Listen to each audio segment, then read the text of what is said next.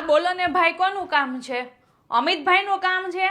ભાઈ અમારા બિલ્ડિંગમાં 10 અમિતભાઈ રહે છે. તું બોલ કે તારે કોનું કામ છે? જો હું તને કહું, એક ટાર વાળા અમિતભાઈ છે, એક પેટ વાળા અમિતભાઈ છે, એક બાધા વાળા અમિતભાઈ છે, એક વોટ્સએપ ઉપર ફાલતુ મેસેજ મૂકીને ઈ અમિતભાઈ છે. તો ભાઈ તું જ્યાંથી ને આવ્યો છે ને પાછો વઈ જા, કારણ કે આમાં 5 અમિતભાઈ ના પપ્પાનું નામ તો રમેશભાઈ છે. હદ થઈ ગઈ છે હવે તો. આજે તારા પપ્પા આવે તો મારે કહી દઉં કે આપણે ઘર બદલી નાખે ને આપણે એવી જગ્યા પર જઈએ ને જે અમિતભાઈ નામનું કોઈ હોય જ નહીં.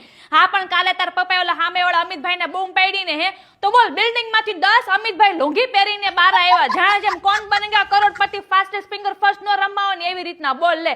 કાલે સોસાયટીમાં એક ભાઈ છે ને અમિતભાઈ ને ગોતતા હતા. મેં કીધું 10 અમિતભાઈ ઉભા છે, તને જે ગમે તું એને લઈ જા, બાકીની બધી મેં કીધું ડિલિવરી કરી દઈશ. હા પણ આમાં અડધા અમિતભાઈના પપ્પાનું નામ તો બોલ સુરેશભાઈ છે. મને તો એવું લાગે છે કે ભવિષ્યમાં લોકો ભાઈ બહેન નો નીકળે.